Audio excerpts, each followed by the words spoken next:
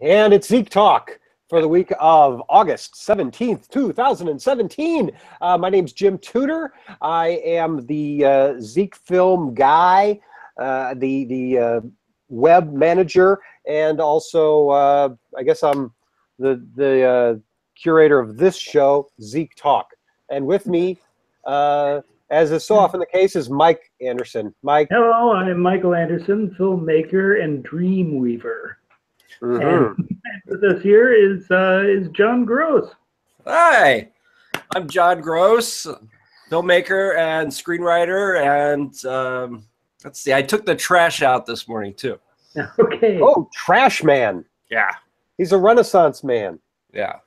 Fantastic. And John, you are in, do you mind us saying where we are? You're in Hollywood. Yeah, I'm in West Hollywood, California. So to my east is the Hollywood sign. And yeah. Okay, and Mike, you are? I'm in Western Missouri. So I am not quite, I'm closer to Hollywood than you are, but not by much. I'm not in Hollywood. I've never been to Hollywood. One of these days, I don't know how or why, I want to correct that.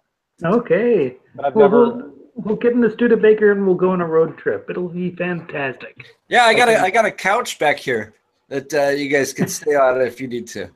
Yes, I've slept on it many times actually. Yeah, that's true.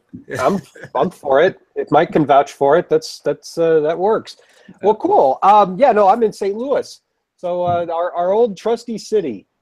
There is nothing really cinematic in the fiber of this town other than it looks great on film and they should shoot more movies here, but they don't. And everybody's obsessed with sports. And yeah, I don't know why I live here. Anyway, it's ZekeFilm, Zeke Talk. You can go to the website ZekeFilm.org. And the three of us, by the way, have this crazy history of doing a show for the last 20 years, and not this show. It's a show called The Wonder Show, and that show can be found at wondershow.com and at the website for Blog Talk Radio if you go search Wonder Show. That's right. You can also view our web series on Funny or Die. Please don't vote for us to die, though. Yeah. Yeah. Vote for us to be funny? What are you voting for? You vote. Wait, is that like you're either funny or we put a hit out on you? Right. No. Basically, if you get enough die votes, Will Ferrell actually comes out to your house and he kills you. Wow. But in a funny way. But yeah, I mean, it's a funny way. They film it and then it goes viral. They delete your video from the server. All right. Well, enough of this nonsense. We are here tonight for a very special reason. We are here to discuss the work of one Stephen King on the occasion of the theatrical release, long-awaited, first the franchise-launching Dark Tower movie. Yeah, it's long awaited, all right. Yes. Well, first I'm not sure if this is going to launch a franchise, though. A little history. The Dark Tower is not a horror novel series by Stephen King, correct? This is a long brewing series of many, many books that he's done throughout his career. Am I right? Mm-hmm. Yeah, it actually started out as a series of little just short stories that he had submitted to some fantasy magazines. And it all starts out with the Man in Black crossed the desert and the gunslinger followed. And Western. Yeah, it was very Western, but there's, in the books, there's hints that, in the original book, The Gunslinger, Hey Jude is like an old classic. And so you kind of get it's very Western, but it's also futuresque. It's the world had moved on, but there's all these references that keep popping up in the first book to things that may relate to our own world. It's just far, far, far in the future. So there's a science fiction component. Yeah, and especially once you get into the later books, there's doorways that open between worlds, and there's mutants, and there's this huge area that they have to cross that was wiped out by a nuclear war, and it was an epic tale that spanned 7 books that probably took 25 to 30 years to publish between the first and the last one. And he almost didn't finish, right? Because he retired from writing. No, he got hit by a Buick. Oh. Well, that'll put a crank in anyone's writing career. Yeah, he got hit by that Buick, and that was one of the things he was like, "Oh my gosh, I haven't finished the Dark Tower books yet." He still had 3 books. He said to do it, and so he did. He wrote the last 3 probably in a period of 5 years, and the movies were long anticipated. I don't think this is a franchise launching version, though. No.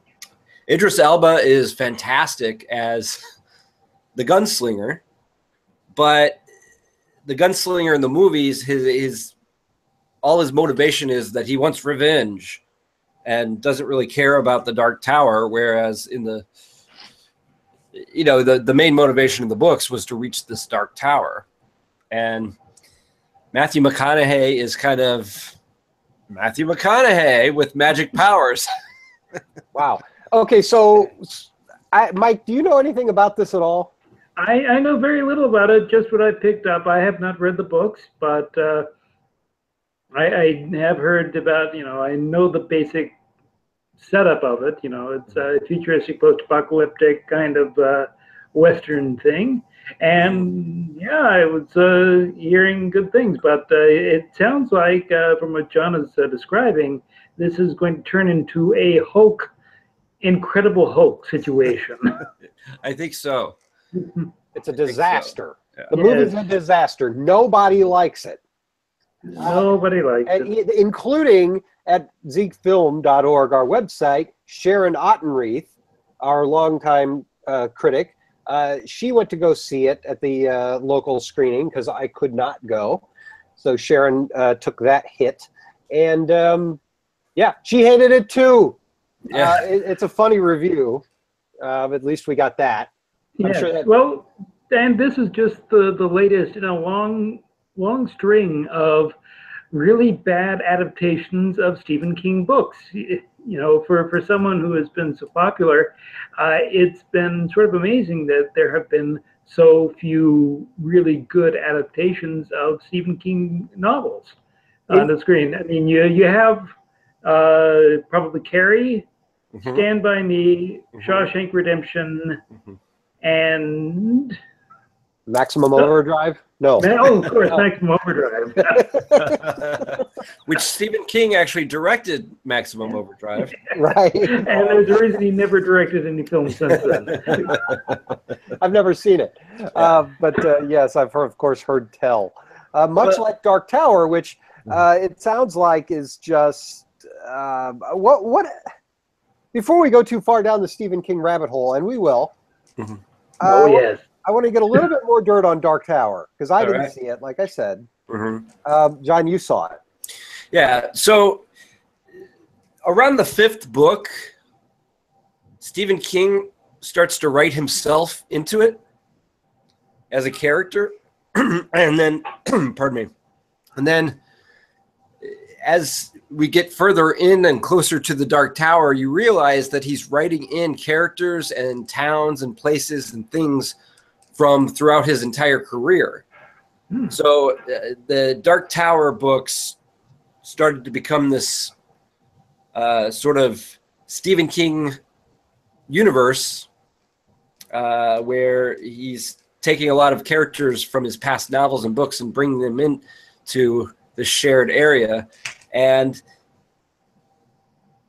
they kind of tried to do that with the script. instead of focusing on, you know, the story that works for what would ultimately be a saga, they really focus on a lot of things as opportunities to pull in references to other Stephen King works and movies. But the plot itself is so sort of dumbed down and simplified. It reminded me a lot of He-Man and the Masters of the Universe movie, because you know how, you know, He-Man exists in this world called Eternia. Sure. And that's where he fights Skeletor, but he goes through a portal and he's in New York half the movie, or he's in LA half the movie with Courtney Cox. Yeah. And that's sort of what happens here. We're in this world for a very short time, and then all of a sudden we're in New York, and it's the gunslinger walking around New York, which there's a little bit of that in the books as well, but this seemed to have been done mostly for economics as opposed to the story. The filmmaker's vision. Yeah, and you know, the chemistry of the gunslinger and the main character in the film is this kid named Jake, who is in the books, but the whole story is sort of told from Jake as the lead character finding this gunslinger and finding himself in this other world, and then you don't really care about any of these characters going forward. Okay, I have two questions. Does Stephen King play himself in the movie? Does he write himself into it? No, they did not give him a cameo in this movie that I know of. Like I said, he shows up in the books, but the story of the film has nothing really to do with the story of the books. They kind of took bits and pieces from different books and like put those scenes together in its own convoluted story. But so this is the "You Only Live Twice" of the Dark Tower movies. Oh, it's classic Hollywood style. Yeah. You know, you just an author licenses book, the studio buys it, they keep the title, they throw all the nuance out, and a few character names stay, and all the other baloney gets changed, and that's that, right? Well, that's classic. We forgot one very important Stephen King film, The Shining, of course, which also. You know, Stanley Kubrick took a lot of liberties with this story, and I think it turned out in a positive direction as opposed to something. By the way, I'm wearing I don't know if you can see that. It says "All work and no play makes Jack a dull boy." I'm wearing a Shining T-shirt tonight. That's funny, John. Last time when the three of us were together here at my house about a month ago, when you guys were both in town, and that photo is out there on Facebook and whatnot. And you're wearing a different Shining T-shirt. What do you have? What's the deal? Their Shining wardrobe. Yeah. Well, I would show you, but my web camera doesn't go down that far. I do have a Shining carpet down here, but I was gonna say, where's that carpet? Yeah, you like to drive around on your big wheel. Yeah. No, I only wear Stephen King related shirts. I've got a Pennywise T-shirt too. No. Well, my other question, of course, was: does Pennywise show up at the end and try to make the gunslinger join the It Initiative? No, but that would have been great, and it would have tied into the new It movie coming out. That's right. Yeah, is this a shared universe, the Stephen King universe? They could have started to establish that. There was a lot of theatrical marketing spots out that like showed all these Stephen King references that were supposed to be in the Dark Tower, but I don't remember seeing any of those in the movie. They had, previews that showed like there was a picture of the Overlook Hotel on one of the shelves, and there's little references to all these different things. The only thing that they do take for the Dark Tower is this whole concept of people shining, the Shining. No. Apparently, all these kids that have the shining ability are being rounded up to destroy the Dark Tower. Oh boy. So is all that set up for another movie that we're never going to get? Oh yeah.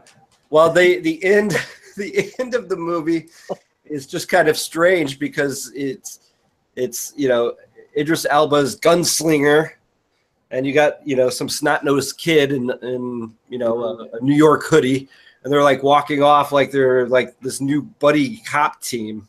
Yeah. At the end of it. Can't you just not wait for what these guys are going to do next, everyone? Come on. Yeah. It's the Dark Tower 2. It's going to be made. Dark Tower 2. More dark, more dark, more tower. Yes, that tower is even darker this time.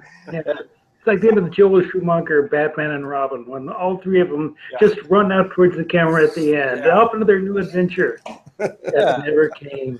It never came. Well, so the Dark Tower is probably, by the time people are watching this, listening to this podcast, it's probably gone.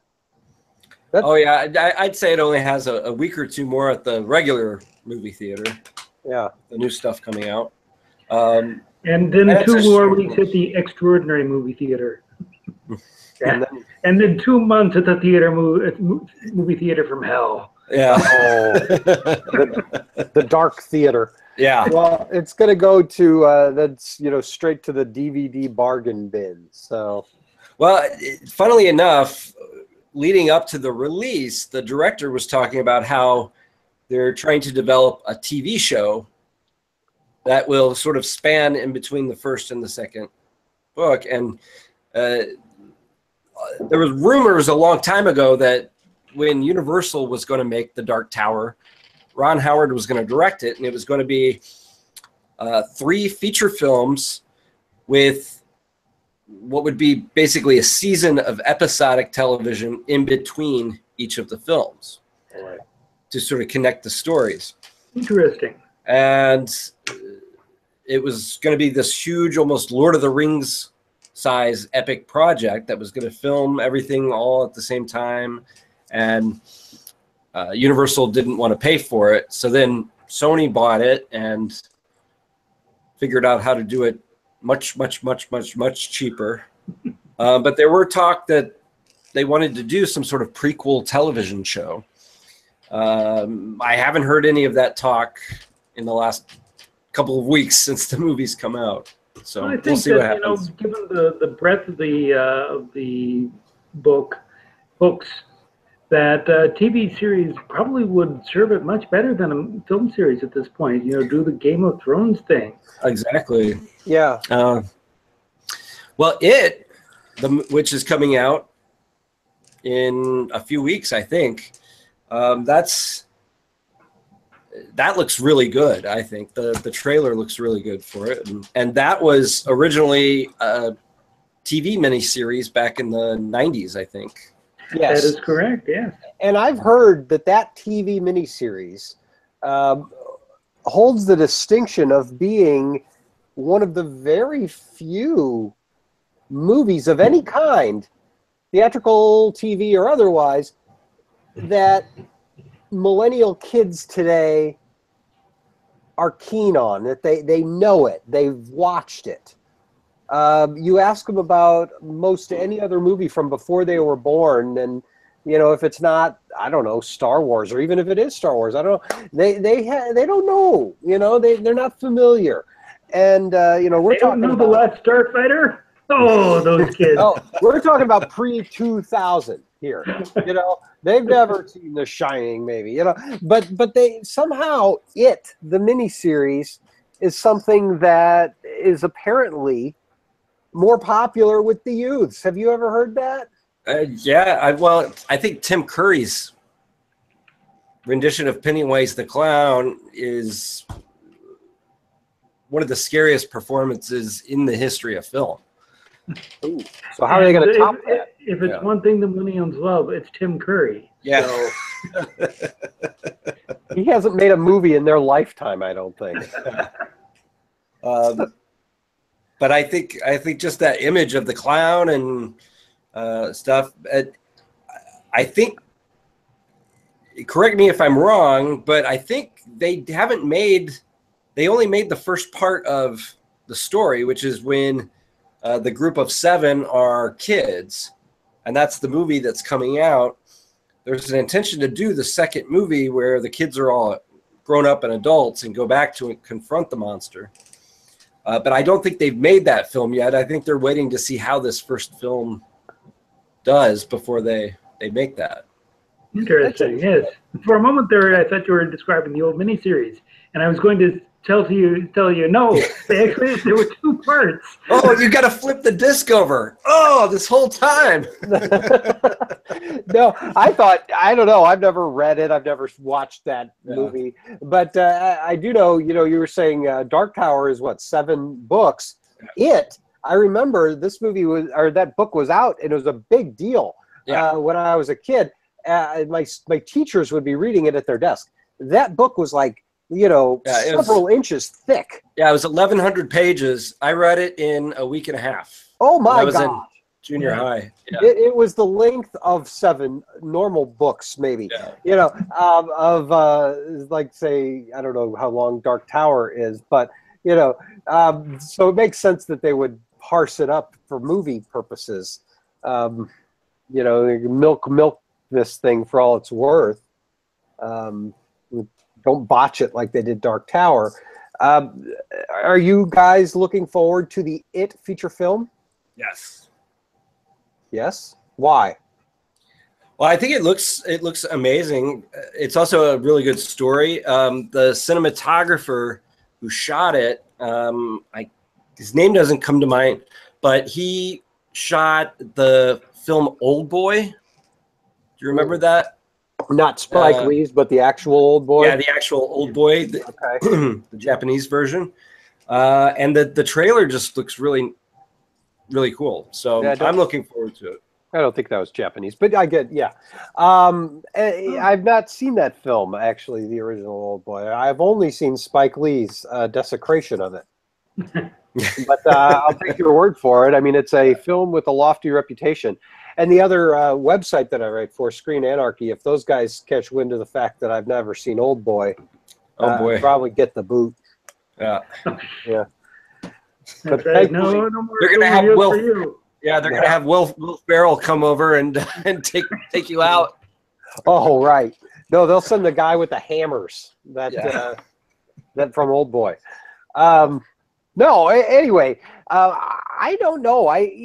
My relationship with Stephen King is like non-existent. I read his column in Entertainment Weekly when he was doing that back around, I don't know, 2005-ish, when Lost was on TV, basically. In that time period, Stephen King did a semi-reoccurring pop culture. It was called Pop of the King. And that's the only Stephen King I ever read. And I don't know, I guess it just sounded too scary when he was in his like real major heyday with It and everything. It sounded like maybe it was too much for me at the time.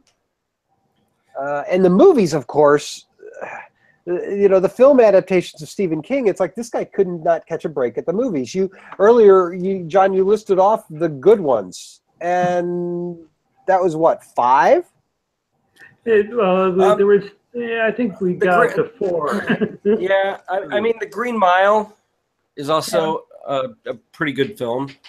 Yeah, Misery. Misery was a good one. Oh, right. That one is good. Yeah, Rob Reiner, he also directed Stand By Me. Rob Reiner's had some good luck directing Stephen King material. He even named his production company Castle Rock, and that's the town that Stephen King uses all the time. Yeah. So wait a minute, we're doing better then. There's more Stephen King here than I realized. Stand By Me, that's a good film, right? Mm-hmm. And then there's Carrie. We mentioned The Shining, of course, which Stephen King doesn't like, but everybody else does. And then there's some movies that they're not The Shawshank Redemption, but they're also pretty good to watch. Pet Sematary, sure. Christine. And I even thought Apt Pupil was okay at the time. Yeah. I've never felt the urge to revisit it, but that one came out, and I thought, hey, this is okay. It's got a great performance by Ian McKellen. Yeah, coincidentally, the Stand By Me, The Apt Pupil, and Shawshank Redemption, those 3 stories all came out of the same book. I've called heard that. Different Seasons. Mm-hmm. But the 4th story in that is kind of a crazy movie about a killer, and I'm not sure that would really story. Yeah, I don't know if that would get a movie version. Yeah, because they don't make movies about killers. Yeah. Now, I did hear that there's a TV show called Castle Rock in development that's supposed to be kind of a Stephen King shared universe story, but I'm not sure if it's going to be more of like an anthology series or if it's going to be kind of like a Stranger Things type deal. But Castle Rock, I think it's supposed to be coming out next year. I heard it's just Robin Leach at Stephen King's house. Oh, okay. That's all that's going to be. Yeah, that's a reference that our millennial listeners will love. Oh, Yeah. right. Yes. Robin Leach, yeah. Lifestyles are Rich and Famous. Are you kidding me? Yeah. I'm sure Netflix will be rebooting that, by the way. Of course. Lifestyles are Rich and Famous. Yeah. And it'll be all about the guy that owns Netflix. Well, I don't know. Like I said, I'm the last guy to talk, about Stephen King movies with any authority, but I do know this. They were all directed by one guy, Mick Garris. Does that name mean anything to you guys? No, Nick Garris. Mick Garris, yes. Okay, yeah. He made, of course he didn't really direct all of them, but he did many. I heard Mick Garris has directed more Stephen King films than anybody else. And even Stephen King? Oh, yeah. How many has he actually made? One? One, yeah. Yeah. Right. As the Maximum Overdrive. So I hear Mick Garris, very nice guy. He directed Sleepwalkers. Yeah? Oh, yes. Oh, that was an awful film. I'm sorry. Yeah. I don't know if either of you have seen it, but Sleepwalkers is one of the very few times where the audience that I saw it with just completely broke down and started yelling things at the screen. Apparently, there are these goblins that they look like humans, and they can only be killed by cats. And so the big climax is there are all these cats that are coming from all over town to fight the demons, and people were starting like burp, burp, burp, burp, burp, burp. It was just so silly. It was like, oh, the cats are coming to save the day. Others were yelling, kibbles and bits, kibbles and bits, kibbles and bits. That's dog food. I know, but it was so funny. It was chow chow. Yeah, you got to do the chow chow cat. Get it right. Yeah. So, wow. No, I forgot about Sleepwalkers. I know. Yeah, so Mick Garris, he did Sleepwalkers, but then he also did the Stand TV miniseries. He did the Shining miniseries. Yes, which had Stephen King cameoing in it. Yeah, he played like a band director. Right, a very in the flashbacks. Yeah. Let's see, what else did he do? He did a movie called Riding the Bullet, which was based on one of Stephen King's short stories. Mm-hmm. He did Bag of Bones miniseries. Yeah. Anything else? Yeah, I think that's. There's quite a bit. I know that already is quite a bit. So that guy, master of horror, Mick Garris, the great Stephen King director, and he did not direct the new It that is coming out or Dark Tower that is out. I think. Let's see. I think the answer is no. No. Yeah, no, he didn't do any of those. All right. Well, the guy who did Dark Tower, I wasn't familiar with, and I don't know who's directing it.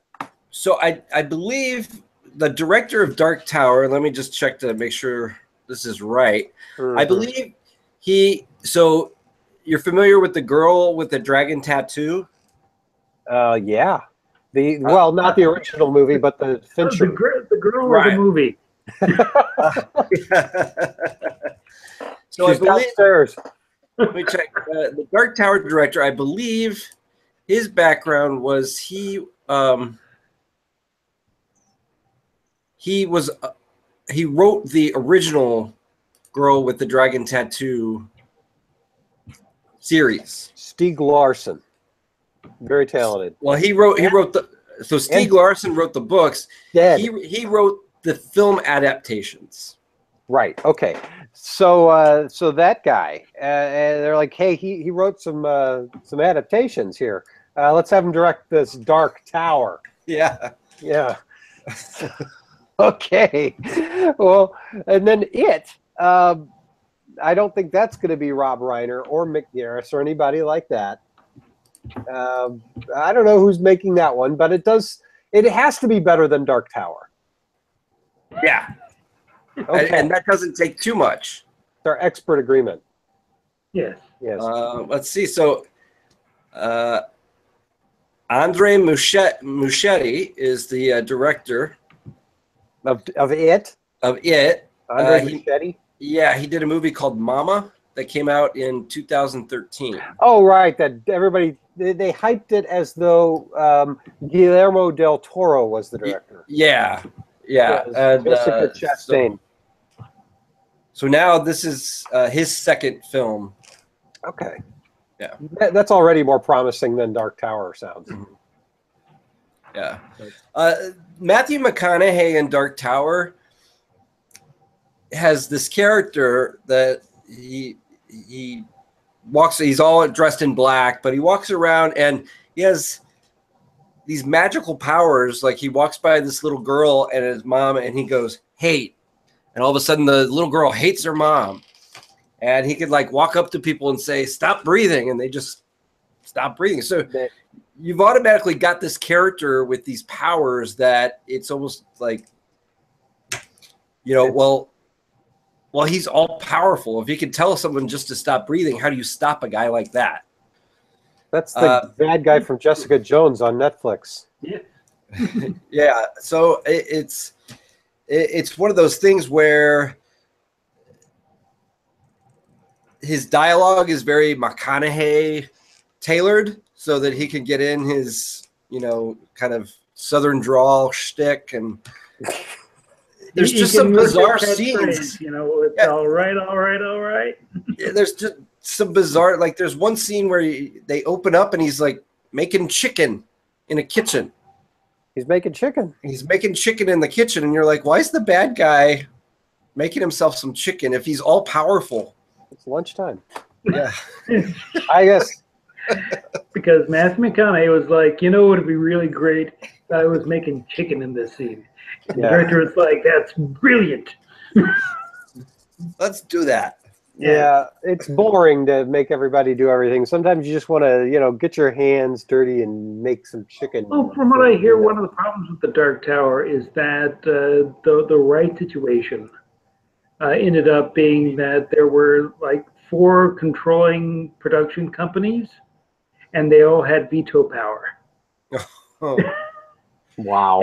And so, yeah, just getting the film done and everyone to agree on something, it just, that's one of the reasons why it's only like 90 minutes long. Okay, well, that makes a lot of sense. But the chicken made the final cut. The chicken made, well, because if you lose the chicken, you lose the heart. Well, everyone likes chicken. I mean, come on. That's the one thing. Well, okay. So the Dark Tower, it stinks. It's out of there. It should be an HBO television series that would, you know, rival the likes of Game of Thrones. But instead, it's this stupid movie, and that's that. What are the good Stephen King movies? Maybe we can do this in a quick, a quick fashion. You know, some quick takes. If I say a title and you guys can just, you know, riff on what you think. Sounds good. Okay. Stephen King, and when we get to what you think might be his best movie, say so, because I'm just probably going to say some good ones and not many bad ones. Carrie. Good. So, yeah, the original. The original Brian De Carrie. Yeah. The Brian De Palma movie. Yeah. You know, it was fairly creepy. I mean, Sissy Spacek was creepy in it. Creepy Carrie. Yeah, I think it's a fantastic movie, and right away I have to say it's probably my favorite of the bunch. Mm. I'm a De Palma fan, and that is, boy, that one's always good. Well, it really holds up. Yeah, William Catt in a 1970s tuxedo. It doesn't get any better than that. Yeah. Well, the tuxedo is, of course, just part of this fantastic, tracking shot up the side of the stage with the rope in the hand and the silhouette and the bucket of blood, and oh my gosh, it's fantastic. But it wouldn't have worked without the tuxedo. No. Okay, so Misery. Well, yeah, really well made. Rob Reiner, that Kathy Bates got the Oscar. It was, it actually, I found the book itself a little bit boring, and the movie actually took the material and I think elevated it. Do you remember The Dead Zone with Christopher Walken? That was a Stephen King movie. And the TV series. The Dead Zone I never saw, but it's got Christopher Walken. It's got to be worth something. Yeah, I didn't see the movie, but I did see the occasional episode of the TV series starring Anthony Michael Hall. Mm-hmm. Who, when you can't get Christopher Walken, you go for Anthony Michael Hall. Agreed. People confuse them sometimes. Yes. Okay, Shawshank Redemption. Yeah, well, Frank Darabont did a really great job with the direction, and a lot of people say it's their favorite Stephen King-based film. Yeah, but a lot of people don't even realize that it was based on a Stephen King story. Yeah, sure. It's their favorite film. Yeah, I know. I'm always surprised. I think Shawshank Redemption is a great film. I'm not sure I agree with every Internet Movie Database poll that places it like at the top slot.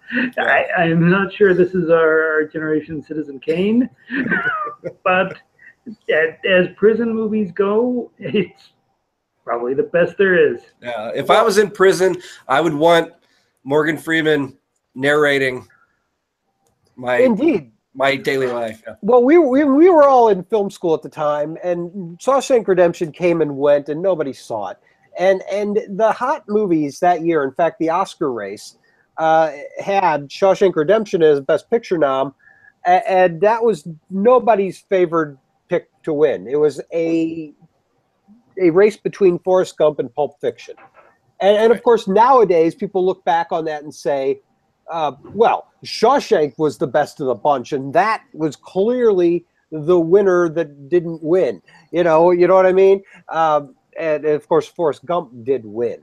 So, although I think Shawshank just happens to be the one that people look at, and a lot of people really like it. And a lot of people do love it, but the other films are polarizing in many ways. A lot of people hate Forrest Gump for being too saccharine, or Pulp Fiction for being too violent, or it's like Shawshank is one of these films that's just sort of built up goodwill over the years through its constant showings on TNT and other outlets. Yeah, I agree. It's a good movie. I don't think about it very often. Yeah. So, okay, so we'll move on then to The Shining. This Kubrick. Yeah. So that would be my favorite adaptation of a Stephen King film, even though Stanley Kubrick took the basic story and the setting and threw out a lot of the stuff from the book and put in a lot of the symbolism and a hedge maze. But that's definitely my favorite Stephen King adaptation. Okay, and is it also your favorite Kubrick? No, my favorite Kubrick is a tie between 2001 and Dr. Strangelove. Good man. Although, yeah. Agreed. Yeah. Although The Shining, it seems like, every few years, a different Kubrick movie kind of takes over the film world zeitgeist, and that's the go-to Kubrick for a while. And it's been The Shining for several years. I think Eyes Wide Shut is making a comeback. It is. That's the one that is currently, and that one I think is Barry Lyndon is getting ready to kick it to the side. Believe it or not. I'm not kidding. No, I think they're going to start doing a lot of big screen showings of Barry Lyndon coming up, and I mean the guy really did shoot a lot of those scenes by candlelight. Yeah, no, it's and there's been people in the last year coming out of the woodwork saying, you know, Barry Lyndon, that's the best one. People don't really know, you know, and now lo and behold, Criterion Collection's coming out with their Blu-ray of it. And, you know, that pretty much will seal the deal along with these screenings. But anyhow. I have to say that I did try to watch Barry Lyndon. I was in high school. I was a big Kubrick fan. 2001, Shining, Dr. Strangelove. You know, and I was like, oh, this is one that I've never seen. And I popped it in, and it was so dull. I tried to watch it in college and I fell asleep. But it's got its own pace, but it really is beautiful to watch. And I think, you know, definitely some of the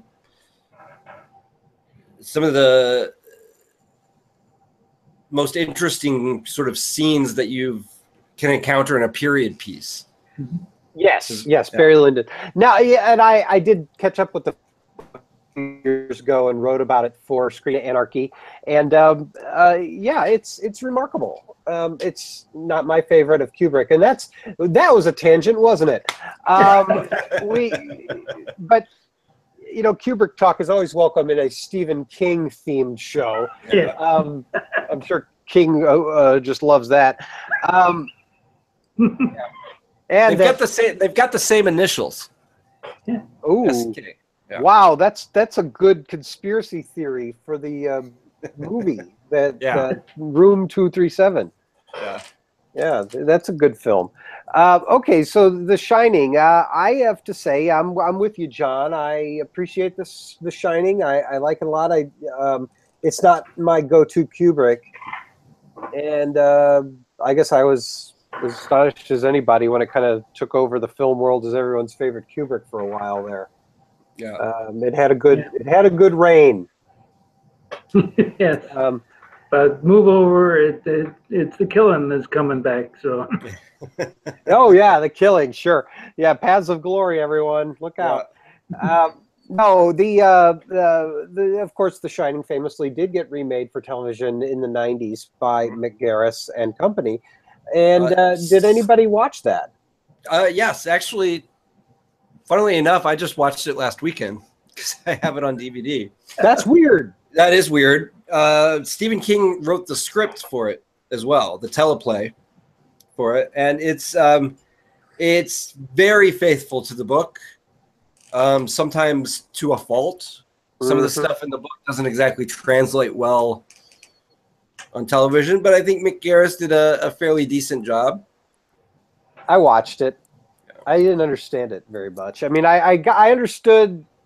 I think I understood it, what they were trying to do and what it was supposed to be, but I don't think it works too well as a movie. There's just a whole lot of weird kind of bookish asides, if that makes any sense. Oh, sure, yeah. I mean, there's a reason why, you know, Stanley Kubrick gutted a lot of the little side stories in the book because they just aren't that interesting when you put them all out, put this whole story out. By the third episode, it just starts to get a little bit over the top. Yeah, it flashes forward at the very, very end to the kid graduating. I remember this just from the 90s when I watched it. I haven't watched it since. And the scene I remember is he's graduating, and you know, this is after the dad has gone crazy and gotten killed, and it's many years later, and he gets his diploma, and he looks over, and his ghost dad is there. Yeah, and he starts talking to him. And he's holding the diploma, and he says, "This is what I need." With the diploma in his hand. Is that right? I don't think it was. This is what I need, but but there is a weird exchange with the dad at the very end, and they cut to like the audience's point of view, and he's just talking to an empty stage. But you know, Stephen King. You know, it's like, you know, any episode of the Flintstones with the Great Gazoo that only Fred can see. Hey. Maybe Mick Garris was taking some of that. Well, Stephen King came out with a sequel to The Shining not too long ago, 4 or 5 years ago, called Dr. Sleep.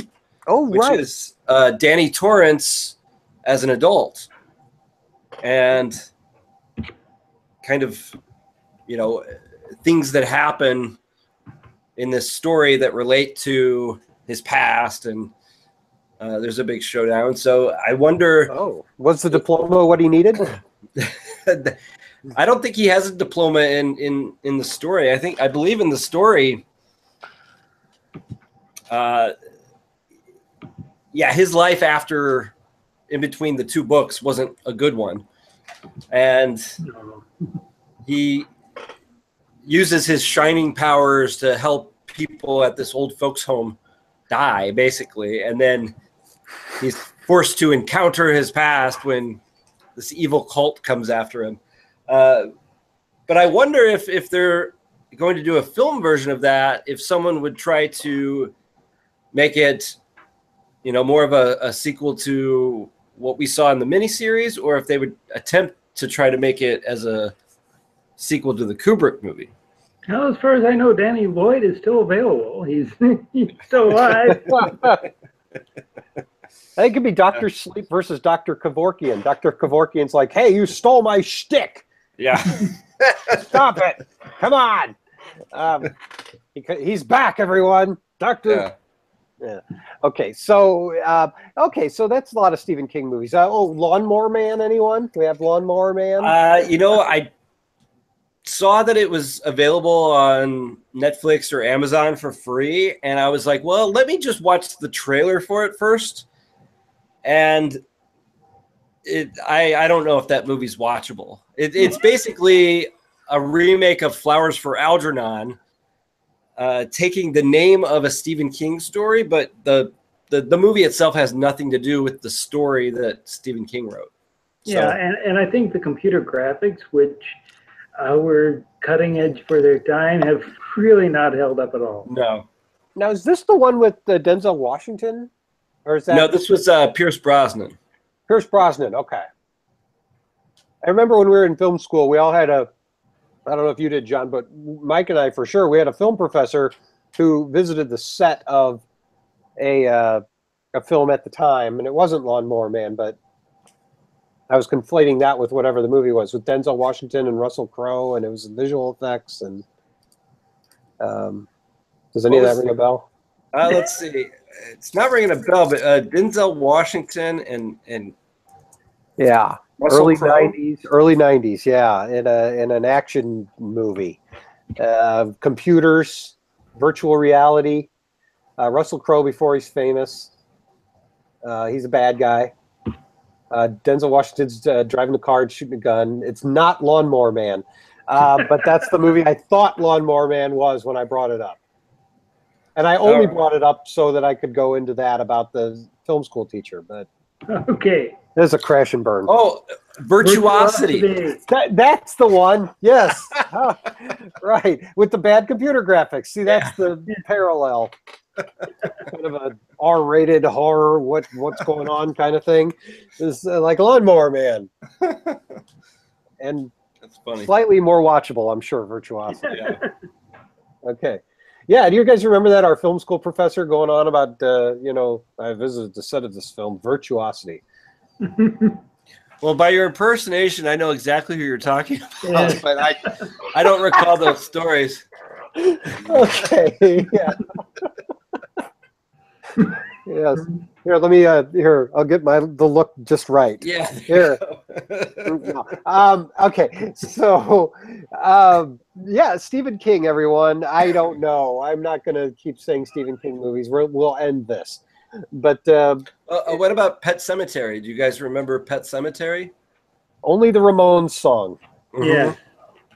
Yeah, I've never seen it. It had Eddie Furlong, right? Eddie Furlong's in it? No, that was the sequel. That was Pet Sematary 2. Had Eddie No, Furlong. you're thinking of Fred Gwynn. Yeah, Fred Wynn. He played the neighbor, and, it's actually the movie holds up pretty well. There's a documentary on the making of the film that is out on Amazon right now, Amazon Prime. Entire feature-length documentary? It's a feature-length documentary that I think, like, these two fans of the film, they were able to get interviews with a lot of the cast members and the director, and got a hold of a bunch of, like, original pictures and stuff like that. I spelled Kickstarter. Yeah. Yeah. No, it was a Kickstarter project. Yeah. Okay, well, cool, good for them. I hope it was better than the Back to the Future Kickstarter movie. Did you try to watch that? No. Mike, there's I heard I was warned off it. Oh my gosh. Yeah, it's one of these things. It's a huge pet peeve of mine when documentarians get access to all these great people and they go and do these interviews. These guys got everybody from Spielberg and everybody who's anybody that had anything to do with Back to the Future. Michael J. Fox and Christopher Lloyd is there, and everybody's interviewed and talking about the movie. And the movie has no shape. It's this hodgepodge of stuff that runs out of steam at the 40-minute mark, and then they spend the next 45 minutes talking about the restoration of the DeLorean so they could, put it at the Universal Studios theme park. Oh, that's terrible.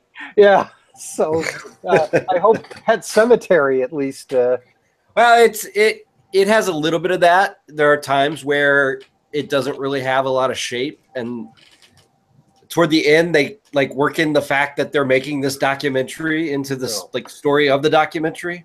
How meta. Yeah. But yeah, it's probably like a 2-hour documentary that could have been like a really good 1:15 documentary. But did a lot of people see Pet Sematary? Did a lot of people see Pet Sematary? Because I'm thinking, I don't know. For me, it's a tough sell. I'm not even the world's biggest animal lover, and I don't want to see a movie about dead dogs or whatever. I imagine if you were a bigger animal lover, you still wouldn't want to see movies about dead dogs. But exactly, no, I don't want to see. I avoided All Dogs Go to Heaven. That's why he's a big fan of skinwalkers, because the cats win. I don't actually love cats very much, just dogs, And I just never. I was like, I don't know if I want to see a movie about dead dogs. That's what I assume. It's a little bit more than that. Yeah. Okay. How about Oh Heavenly Dog? Were you okay with that? No, I never saw that either. I avoided Oh Heavenly Dog. So okay. On that note, and please tell me, by the way, who's that? That's Los Angeles. Oh, okay. I was like, is there a fire? I don't know. There's a fire station right down the street from my house, and you get a lot of this sort of thing. Please tell me the Ramones song is like blaring over the closing credits of Pet Sematary in the movie. Yeah. Oh, yeah. Oh, yeah. Okay. That makes it all worthwhile. That's the moment. That's the Dokken Dream Warriors Nightmare on Elm Street 3 closing. Yeah. Let's try to get some of that magic in here. Okay, everybody, it's Zeke Talk now. We have usually we close out talking about what we've been working on lately. John has been working on a movie. You made a movie, John. Tell us about your film. So it's a movie. It's called Bob, and it's about a gay couple that move into their first apartment together, and it's haunted. So after experiencing some of this paranormal activity, they get their psychic friend to come in to uncover the mystery of Bob. And Mike did the music for it. That's right. And I'm wearing my composer hat, which I don't have right at the moment, but if you can imagine it on my head. That's how I compose the score. What kind of music? What's the style of the music? What would you describe it as? Is this like kind of a polka waltz thing, or a hippity hop? Well, Or... you know, John and I talked about it, and my first instinct was to go sort of Danny Elfman-esque, because it is, you know, a paranormal thing. You know, very, you know, has Tim Burton shades. I mean, just the color scheme is pure Beetlejuice, but.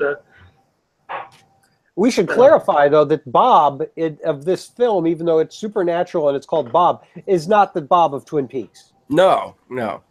That is actually entirely a coincidence. The Bob, the ghost named Bob, is actually named after a real ghost who I'm told visits our apartment. He doesn't actually live here. He lives in the building in front of us, but that's how we kind of came up with the idea. We're like, well, wouldn't it be cool if the ghost's name was just like Bob? And it's a, you know, short title for a short movie. It's 25 minutes, and it will be playing at the Palm Springs Gay Lesbian BTQLMNOP festival coming up. You don't know the letter combination? They keep changing it. They keep changing it, and I know they keep adding things, but I'm just okay. I think it's LGBTQ. Okay, and that's at the end of September. I don't have the exact. They haven't put out the schedule yet, but it's also been entered into lots of film festivals all around the country. And it had its premiere last month. Yeah, in St. Louis. Yes, which is how we all got together again. Yeah, you know, on the occasion of Bob. At the premiere at the Tivoli, which is the premier film location. Dark Tower probably will only play there for like a day before it gets bumped to the secondary theater and then the dollar show. Right. Yeah. But no, this is a big deal. This is cool. This is John's short film, everyone. And hopefully there will be a way for everyone to see it outside of film festivals. Is there any plans? Right now, we basically have a year run on the film festivals. Some of our closing credit music is licensed for a year, and then after that, we may either self-distribute or, you know, who knows? Maybe somebody will see it and want to buy the idea, or we'll see what happens. But you can learn more about Bob the movie by going to, I believe, Bob-movie. Yeah. www.bobmovie.com. Bob-movie.com. Yeah, as Mike doesn't do the music for just anybody's movie. That's right. Only people who ask me and pay me lots of money. Yeah. And I at least did one of those. I was going to say. All right. Well, this is good, everybody. Mike, anything on your end? What's going on? Okay. Well, I have nothing to plug of my own, but I did want to plug something that just came out. Ooh. Bean I World. don't know if you have heard Bean World. That's a great comic book. It's a comic book. It's an indie comic book. It's been coming out since the late 80s. Very, very rare to have any new Bean World, but we have Volume 4. Ooh, which, wow. if you know Bean World, you know, considering that it first came out in the 80s and they're only to Volume 4. Is Frank Miller a writer on that? No, it is Larry Marder. Okay, And, I made that joke because you know Frank Miller takes forever to come out with it. The new volume is called Hoka Hoka Purple Burble. I have the first volume of those that I bought several years ago, and I was just wondering because I gave it to my 11-year-old son to read. I was like, "Holy cow! Wait a minute, this is perfect for him. The way his mind works is like." You know, he's building worlds in Minecraft and the computer world and everything. It's virtuosity, and he's been to virtuosity. And I was like, wait a minute, I'm always looking for more comics because he's like tearing through my comic collection, and it's like, you know, not all of this is going to be appropriate for 11-year-olds just because Marvel tends to be very PG-13 these days. And I don't know. I was just, you know, and pretty soon he'll be 13 anyway, and it won't matter. But Bean World, that's a great one to flag up, Mike. Yes. Yeah. Bean World. It's Hoka, burble, burble. Show us the inside. This is not like other comics. No. Basically, Larry Marder has taken. There you go. Wow. He has a background in advertising, and also in general artwork. He is very much inspired by lots of different things. You can see echoes of Native American, cave paintings. You can also see in here Marvel comics. Marvel? In Volume 2, there is a big sequence where one of the beans. This is about the story of Bean World is about a small little village of beans who live on an island and are protected by their hero, Mr. Spook. And they have Profi, who is their sort of wise person. And they all live under Grandmapa, which is a huge tree that takes care of them. Yeah. So it's an interesting thing. And one of the beans eventually breaks out and goes on this weird side journey. And it is very much inspired by Jack Kirby and his run on the Fantastic Four. And the Thing actually does make an appearance at one point. Very good. Well, Larry Marder, by the way, runs or did run, I don't know what he's doing now at the moment, but he ran for years Image Comics. Kind of took that over in the post. Yeah. More artwork here. It looks like the reproductive tract or something of a human being. No, it's Larry Marder ran Image Comics, so that was kind of his day job. And in his spare time, he had already been doing Bean World, but he kept, making that ship, sail was his thing. So thanks for bringing that up, because I was just wondering if there was more Bean World hardcovers out there. Yes, Turns out Volume 4 just out last month. Fantastic. Hey, Jim? Yes, sir. Is that a Beatles shirt that you're wearing? That like a cartoon Beatle?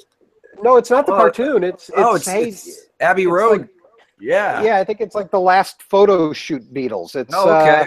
For a moment there, I thought it was some of the Doctor Who's, but well, you mentioned Hey Jude earlier. I was like, hey, this is the I'm wearing it. Yeah. I love this shirt. It's way too bright. I wear it when I take my family out because I have a large family, and sometimes it's good for me to wear like a bright shirt so they can find me. I can find them because half of them, their hair is this color. Not a good shirt to wear when you play hide and go seek, though. no. It really isn't. Yeah, But it makes it very easy for you to hide. You just take it off and you out into the background. These are some Blu-rays that I'll be reviewing for ZekeFilm pretty soon, except for one that I'm going to review for Screen Anarchy, which is this one, Hopscotch, from the Criterion Collection. This is a new reissue of a film with Walter Matthau. Yeah, Mike, you like that? Out of print and now back in print. Are you a fan? Oh yeah, it's a great movie. Good. I'm going to watch it soon. So that'll be that review will be going up. We got here our Son of Pale Face with Bob Hope. That's happening. Obit. This is a great documentary about the obituary writers of the New York Times. You guys heard about this? Oh yeah. It's really, really good. So I'm thrilled to be reviewing that. We've got the Silent Beggars of Life, a Wild Bill Wellman epic. Yeah, Wallace Beery and Louise Brooks dressed as a boy the entire film. Yeah, Wallace Beery, fresh from the Ruckert Files. Oh, his mark on the big screen. Well, that's a silent film from 1928, and he is You know, he shows up like at the half-hour point and takes over the movie. But before that, you know, it's well, the whole film, it's all hobos all the time. Oh. So, Duel in the Sun, the great David O. That's a good movie. Selznick. Yeah, it's great film to have on Blu-ray. And I've got Barton Fink here. Nice. Barton Fink. Brand new to Blu-ray. The Coen Brothers weird movie Barton Fink. And finally, a German silent film that I'm going to watch with Emil Jannings here. This is called Verite. Yeah. So all of those, again, ZekeFilm.org, plug. Thank you, everybody, for watching and listening. Thank you, Mike, and thank you, John. Oh, thank you for having us. Yeah, thank you very much. And everybody, be sure to subscribe to our site. That's just a nice thing to do. In these troubled times where everybody's so on edge and jerky to each other, just because, a good thing to do is subscribe to people's YouTube channels that you enjoy. So hopefully you enjoyed this, and thank you for watching. Yes. Happy Goodbye. trails. Take care.